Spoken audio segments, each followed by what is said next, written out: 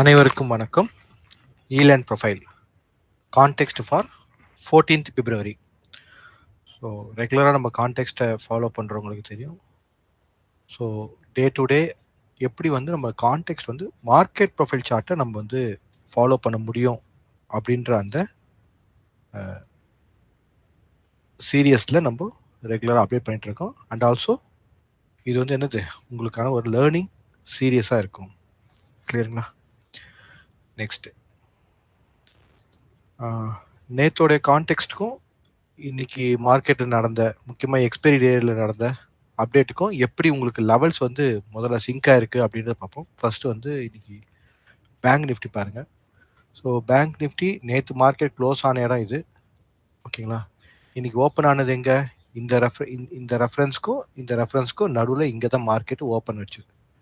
So open ஆன பிறகு எது அடுத்த ரெஃபரன்ஸாக நம்ம போட்டிருக்கோம், இந்த ஹை வந்து அடுத்த ரெஃபரன்ஸாக போட்டிருக்கோம். அந்த ஹைக்கு மேலே மார்க்கெட்டை என்ன பண்ணல, போக முடியல. நெக்ஸ்ட் இங்கே என்ன ரெஃபரன்ஸ் இருக்குது, சப்ளை டெய்ல் ஒரு ரெஃபரன்ஸ் இருக்குது. அப்போ மார்க்கெட்டு இங்கேருந்து இதுக்கு மேலே போக முடியல. கரெக்டுங்களா? நெக்ஸ்ட் ரிட்டர்ன் பேக் வரும்போது திரும்ப என்ன பண்ணக்கூடாது, இந்த லெவலை கட் பண்ணக்கூடாதுன்னு சொன்னேன். 49,500 கட் பண்ணாமல் மார்க்கெட் இருக்கணும். ஆனால் கட் பண்ணிட்டாங்க இல்லை? கட் பண்ணிட்டு எது வைக்க போனாங்க, நெக்ஸ்ட் லெவல் நம்ம எங்கே ரெஃபரன்ஸ் வச்சுருக்கோம், இந்த ரெஃபரன்ஸ் வச்சுருக்கோம், இந்த ரெஃபரன்ஸ் வரைக்கும் போகலாம் அப்படின்னு எக்ஸ்பெக்டேஷன். இன் பிட்வீனில் உங்களுக்கு நான் ரெகுலராக சொல்லுவேன், இந்த இடத்துல ஒரு ஹாப் பேக் அப்படின்னு ஒரு ரெஃபரன்ஸ் இருக்கும். ஸோ ஆல்மோஸ்ட் மார்க்கெட் இது வரைக்கும் போயிட்டு உங்களுக்கு மார்க்கெட் இப்படி க்ளோஸ் ஆயிடுச்சு. கரெக்டுங்களா? ப்ரொஃபைல் வந்து என்னது, எந்த ரெஃபரன்ஸ் ஆக்டிவ் நேற்று இந்த பி ப்ரொஃபைல், இந்த ப்ரொஃபைலை மார்க்கெட்டால் என்ன பண்ண முடியல, கிளியர் பண்ணி போக முடியல. இந்த செல்லிங் டெய்ல் ஸ்ட்ராங்காக சப்ளை ஜோனாக ஆக்ட் ஆயிருக்கு. அதே மாதிரி இங்கேருந்து மார்க்கெட் புல் பேக் வந்துச்சுல இன்னைக்கு. அப்போ இந்த புல் பேக்கில் இந்த லெவல் என்னாச்சு, உங்களுக்கு டிமாண்ட் ஆக்ட் ஆயிருக்கு, இது சப்ளை ஆக்ட் ஆயிருக்கு. அப்போ இன் பிட்வீனில் உங்களுக்கு ப்ரொஃபைல் வந்து என்ன பண்ணியிருக்கு, அழகாக கிளியராக உங்களுக்கு வந்திருக்கு. புரியுதுங்களா? எப்படி வந்து உங்களுக்கு லேர்னிங் கரெக்டாக சிங்க் ஆகுதுங்கன்னா, ஏன்னா நேற்று நம்ம என்ன லேர்ன் பண்ணோம், இன்னைக்கு என்ன நடந்திருக்கு, இன்னைக்கு என்ன லேர்ன் பண்ணுறோம், நாளைக்கு என்ன நடக்குதுன்றதை நீங்கள் அந்த கண்டினியூட்டி பண்ணாதான் உங்களுக்கு இந்த ப்ரொஃபைல் சார்ட் மேலே உங்களுக்கு அந்த கான்ஃபிடன்ஸ் பில்ட் ஆகும். இந்த சீரியஸோடைய முக்கியமான இது என்னன்னா, இந்த ப்ரொஃபைல் சார்ட்டை கான்ஃபிடன்ஸ் இருந்தால் தான் உங்களுக்கு, ஏன் இந்த சார்ட் வந்து ட்ரேடர்ஸ்க்கு ரொம்ப ரியல் டைம் ஆப்ஜெக்டிவாக இது ஹெல்ப் பண்ணுது அப்படின்னா. ஓகேங்களா? ஸோ மார்க்கெட் ஆனது வந்து உங்களுக்கு எல்லாருக்கும் தெரியும், லாங் டைம் இன்வெஸ்ட்மெண்ட்டுக்காக தான் மார்க்கெட் கிரியேட் ஆனது. அந்த லாங் டைம் இன்வெஸ்ட்மெண்ட்டில் இருக்கக்கூடிய அப்ஸ் அண்ட் டவுன்ஸ் அப்போ மார்க்கெட்டில் ப்ராப்பராக ஹெஜிங் கிரியேட் பண்ணுறதுக்காக தான் F&O கிரியேட் ஆனது. உங்கள் எல்லாருக்குமே தெரியும். ஓகேங்களா? இதுதான் வந்து ப்ரைமரியாக மார்க்கெட்டில் நடந்துக்க விஷயம். இதுக்கு லெவல்ஸ் தான் ரொம்ப முக்கியம்.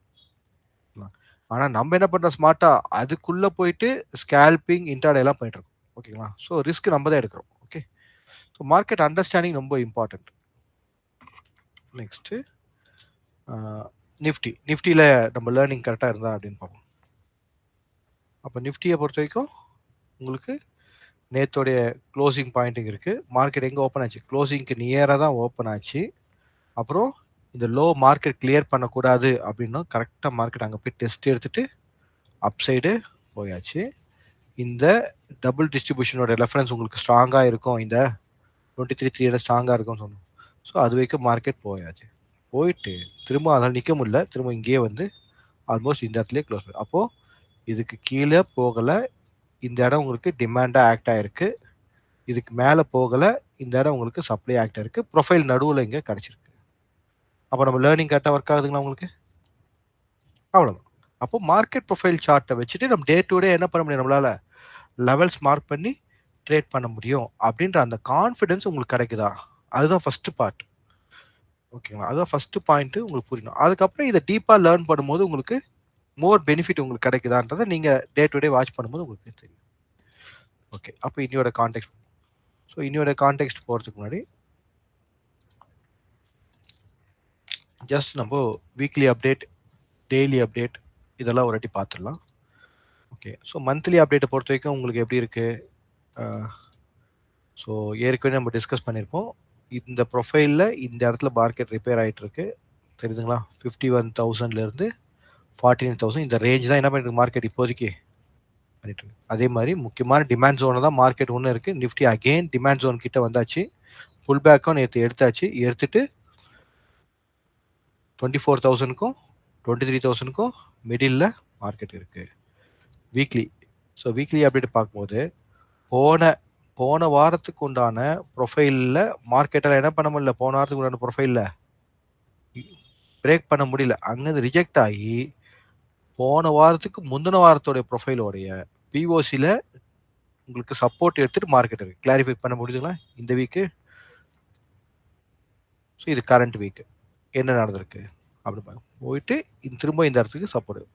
அப்போ இப்போ இங்கேருந்து மார்க்கெட் என்ன நடக்குன்றதை இந்த வாரம் நம்ம பார்ப்போம், நெக்ஸ்ட் வீக் தெரியும். சிமிலர்லி நிஃப்டிலையும் போன வாரம் ப்ரொஃபைலுக்கு மேலே மார்க்கெட் போக முடியல. ஓகேங்களா, இந்த வாரம் போன வாரத்துக்கு முந்தின வாரம் ப்ரொஃபைலுக்கு கீழேயும் மார்க்கெட் போக முடியல அப்படின்னு அவள் ப்ரொஃபைல் வந்து என்ன இருக்கு, இந்த இந்த இந்த போன வாரத்துக்கு முந்தின வாரத்தோடைய ப்ரொஃபைலோட கண்ட்ரோலில் தான் மார்க்கெட் இப்போதைக்கு உங்களுக்கு இருக்கு. ஓகேங்களா, இதுக்கு மேலே போக முடியல, உள்ள வந்தாச்சு. அதே மாதிரி தான் உங்களுக்கு இங்கேயும் இருக்கு. சரி, இன்னும் நிறைய கான்செப்ட்ஸ் இருக்கு, இதெல்லாம் வச்சு டிஸ்கஸ் பண்ணலாம். நமக்கு தேவையானதை நம்ம பார்ப்போம். அண்ட் பெல்கவ் டெவலப்மெண்ட், ஆல்ரெடி பெல்கவ் வந்து டெவலப் ஆயிடுச்சு. என்ன பண்ணுது மார்க்கெட், டைரக்ஷன் எடுக்க மாட்டுது. ஓகேவா, பெல்கவ்லாம் முடிஞ்சு போச்சு. மார்க்கெட் என்ன பண்ணி இங்கேருந்து இனிஷியேட்டிவ் பையர் வரமாட்டாங்க, இனிஷியேட்டிவ் பையர் வரமாட்டாங்கல்ல, போகுது திரும்ப வந்துடுது, போகுது திரும்ப வந்துடுது. ஓகேங்களா, இப்போ இங்கேருந்து திரும்பவும் மேலே போகுமா இல்லை டவுன் சைடுக்கு திருப்பி விட்ருவாங்களா அப்படின்றத நம்ம பொறுத்து இருந்தால் பார்க்கணும். அவங்க பிஸ்னஸ் ஆல்மோஸ்ட் முடிஞ்சிருச்சு. பிஸ்னஸ் முடிச்சுட்டு அவங்க ஏன் இன்னும் ட்ராவல் ஆரம்பிக்கல பாருங்க. இப்போ இந்த இடத்துல பிஸ்னஸ் முடிச்சாச்சுங்களா, இந்த இடத்துல பிஸ்னஸ் முடிச்சாச்சு, மார்க்கெட் அங்கேருந்து இங்கே வந்தாச்சு. அதே மாதிரி இந்த இடத்துலையும் உங்களுக்கு ஒரு பிஸ்னஸ் நடந்திருக்கு. ஓகே, இங்கே உங்களுக்கு இந்த இடத்துல வந்து ஒரு பிஸ்னஸ் நடந்திருக்கு. இப்போ இந்த பிஸ்னஸ் இங்கே முடிச்சாச்சு, மார்க்கெட் இங்கே வந்தாச்சு. அதே மாதிரி இப்போ இந்த இடத்துல பிஸ்னஸ் பண்ணி நல்லா பாருங்க. இப்போ இந்த இடத்துல பிஸ்னஸ் நடந்திருக்கு, மேலே போக முடியல, கீழே வந்தாச்சு, பிரேக் அவுட் ஆச்சு. இப்போ இந்த இடத்துல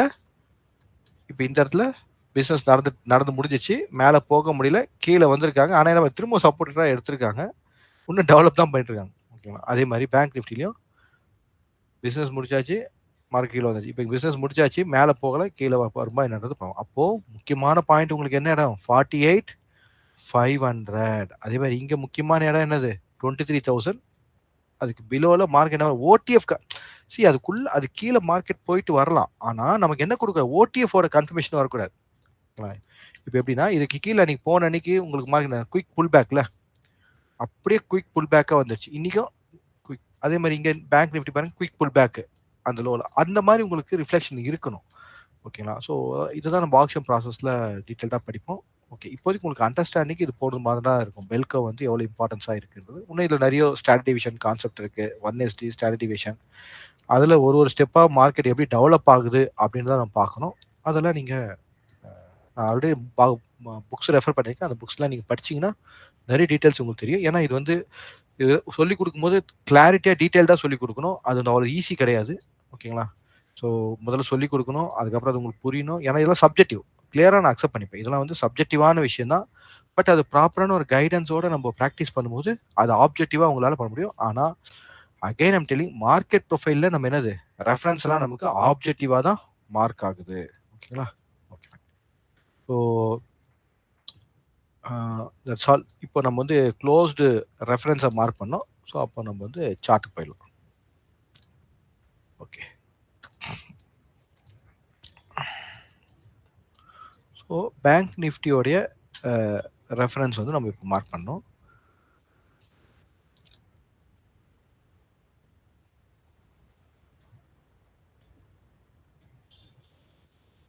ஓகே, ஸோ நேற்று வந்து இந்த டவுனுக்கு கீழே மார்க்கெட் போகக்கூடாது.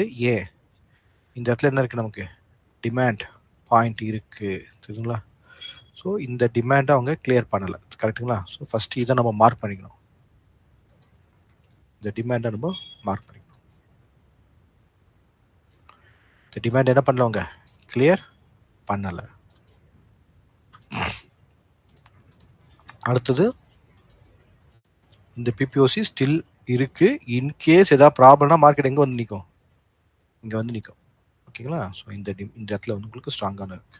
So note பண்ணிக்கிட்டீங்களா. ஸோ இங்கே 48,000 நியரில் இருக்குது, இங்கே 49,000 இருக்குது. ஸோ இப்போ மார்க்கெட் 49,500 கிட்ட இருக்குல்ல. ஓகே, ஸோ இது வந்து மேஜர் ரெஃபரன்ஸாக நீங்கள் நோட் பண்ணிக்கோங்க. இப்போ நம்ம வந்து டே டு டே ரெஃபரன்ஸ்க்கு போயிடலாம். அப்போ டே டு டே ரெஃபரன்ஸில் ஸோ இந்த டெய்ல் வந்து உங்களுக்கு ஆக்டிவாக இருக்குல்ல. ஓகே,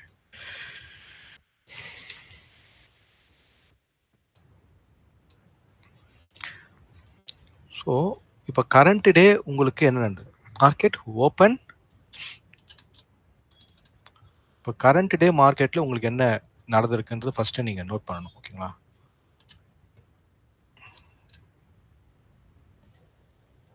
ஓகே, இப்போ கரண்ட் டே மார்க்கெட்டில் என்ன நடந்திருக்கு? மார்க்கெட் ஓப்பன் ஆன பிறகு இந்த இடம் என்ன எப்படி, இந்த நேத்தோட ப்ரொஃபைல் எப்படிங்க இருக்கு உங்களுக்கு? மல்டிபிள் டிஸ்ட்ரிபியூஷன் மாதிரி இருக்குங்களா? ஓகே, ஸோ அப்போது இந்த டிஸ்ட்ரிபியூஷன் லெவல் பாருங்கள். இந்த டிஸ்ட்ரிபியூஷனுக்கு மேலே மார்க்கெட் ஓப்பன் ஆன உடனே டெஸ்ட் எடுத்துட்டு அப்சைட். அப்போ எங்கே போனோம்? இந்த லெவலை கிளியர் பண்ணோம். ஓகேங்களா?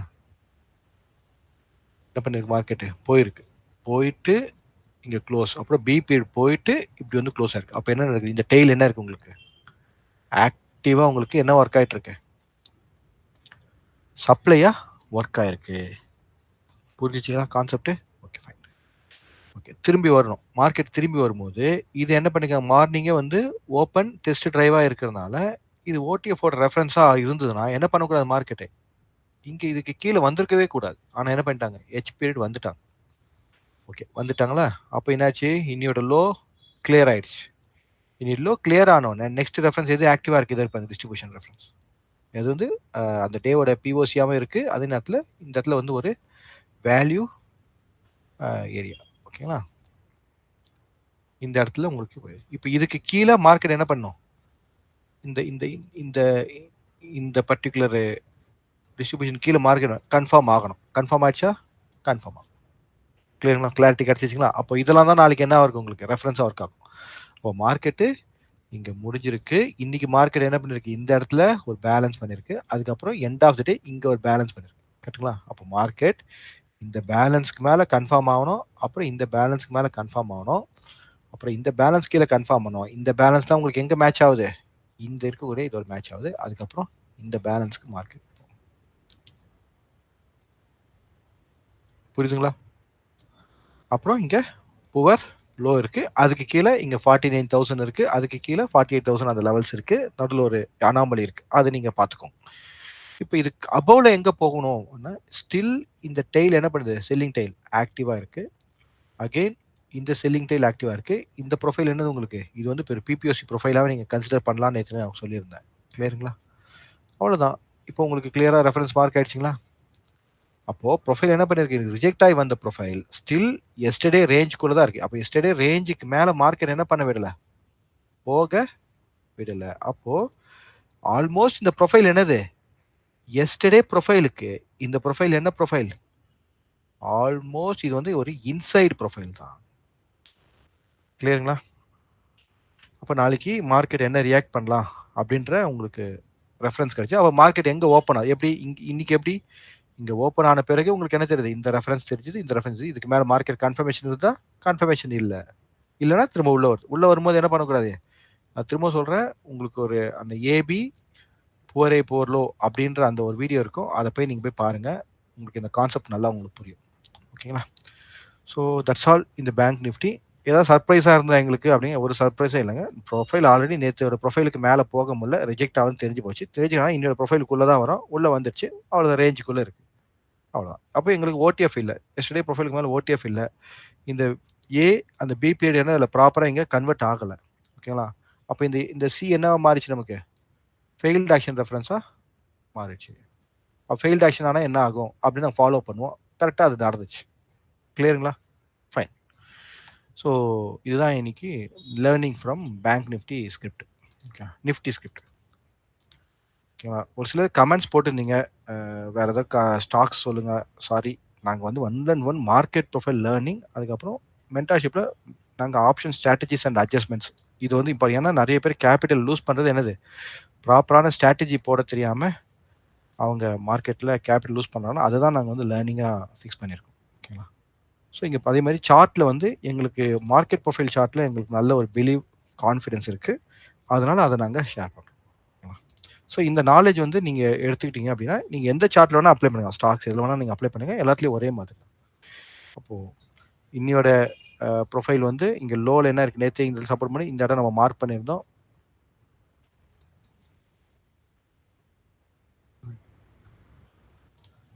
இந்த ரெஃபரன்ஸ்க்கு மார்க்கெட் போகக்கூடாது. ஓகேங்களா, லாக் பண்ணுறோம். ஓகே, ஸோ முக்கியமான பாயிண்ட் இது. ஓகேங்களா, ஓகே. இதுக்கப்புறம் இன்னியோட ரெஃபரன்ஸ் மார்க்கெட் என்ன பண்ணியிருக்கு அப்படின்னு நம்ம பார்ப்போம்.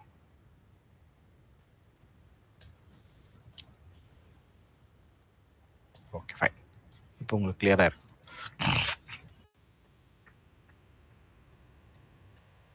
இப்போது சேம் பேங்க் நிஃப்டியில் பார்த்தா மாதிரி பாருங்கள், இந்த டே என்னது ஒரு டிஸ்ட்ரிபியூஷன், என்னோட டிஸ்ட்ரிபியூஷன். இந்த இடத்துல என்ன இருக்குது உங்களுக்கு, ஃபெயில்டு ஆக்ஷன் ரெஃபரன்ஸ் ஓப்பனாக இருக்குது. ஓகே, இப்போ மார்க்கெட் எங்கே ஓப்பன் ஆகுது, இந்த டிஸ்ட்ரிபியூஷன்லேயே மார்க்கெட் ஓப்பன் ஆச்சு.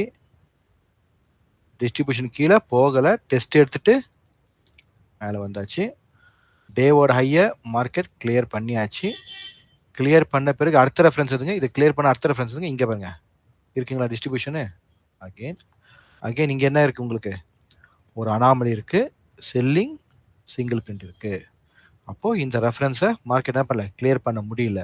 பர்ஃபெக்ட்டுங்களா, புரிஞ்சுங்களா? அப்போது இந்த இந்த டிஸ்ட்ரிபியூஷன் என்னவா உங்களுக்கு ஆக்ட் ஆயிருக்கு, இன்னைக்கு சப்ளையே ஆக்ட் ஆயிருக்கு. திரும்ப அங்கேருந்து மார்க்கெட் ரிஜெக்ட் ஆயாச்சு. ரிஜெக்ட் ஆகி இங்கே வரும்போது இந்த லோவை மார்க்கெட் கிளியர் பண்ணல. பேங்க் நிஃப்டியில் கிளியர் ஆயிருக்கு, இங்கே கிளியர் ஆகலை. அவங்க எக்ஸ்பைரிக்காக கிளியர் பண்ணாமல் விட்டாங்களா என்னன்றது நாளைக்கு தான் நமக்கு புரியும். பார்த்தா சின்ன ரேஞ்ச் தான் மார்க்கெட் இன்னைக்கு பண்ணது, ஒரு 300 பாயிண்ட் 200 பாயிண்ட் ரேஞ்ச் தான். ஆனால் நல்ல ஆட்டம் காமிச்சாங்க எக்ஸ்பைரி டேக்கு. ஸோ நிறைய பேருக்கு வந்து அந்த மார்ஜின் ப்ராப்ளம்லாம் வந்திருக்கும். ஏன்னா இந்த நியூ லாட் சைஸ் வந்து அதுக்கப்புறம் இந்த கேலண்டரு அதெல்லாம் போடுறதுலாம் வந்து டபுள் தி மார்ஜின் கேட்குறாங்க. ஓகேங்களா, ஸோ எப்படி பண்ண போகிறோம்னு தெரியல வரப்போகிற பீரியட்ல. ஏன்னா நிறைய சேஞ்சஸ் பண்ணியிருக்காங்க எக்ஸ்பைரி டே அன்னைக்கு. எக்ஸ்பைரி அன்னைக்கு வரைக்கும் தான் ஹோல்ட் பண்ணுறது தான் பொசிஷன் ட்ரேடோட முக்கியமான வேலையை. அந்த டேக்கு வந்து மார்ஜினை ஏற்றிட்டாங்கன்னா என்ன பண்ணுவாங்க அவங்கன்னு தெரியல. ஏதோ பண்ணுறாங்க கவர்மெண்ட்டு, அவங்களது பண்ணுறாங்க. ஓகேங்களா, ட்ரேடரை வாழ வைக்க போகிறாங்களா என்ன பண்ண போகிறாங்க அப்படின்னு தெரியல, எதுக்கு பண்ணுறாங்கன்னு தெரியல. ஏன்னா 20%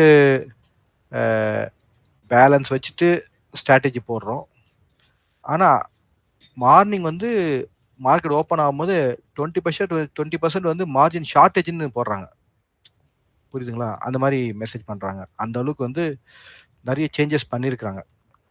ஸோ என்ன கால்குலேட் பண்ணுறாங்க என்ன அப்படின்னு தெரியல. அப்போ ஸ்ட்ராட்டஜி இப்போ வந்து ஃபார் எக்ஸாம்பிள் ஒருத்தர் வந்து சும்மா ஒரு 10 lakhs கேபிட்டல் வச்சிருக்காரு அப்படின்னா, அவர் என்ன பண்ணுறாரு 8 lakhsக்கு ஸ்ட்ராட்டஜி போட்டு 2 lakh ரிசர்வ் வைக்கிறார் அப்படின்னா, அடுத்த நாள் காலையில் மார்க்கெட் என்ன சொல்லுதுன்னா -2 lakh மார்ஜின் காமிக்குது.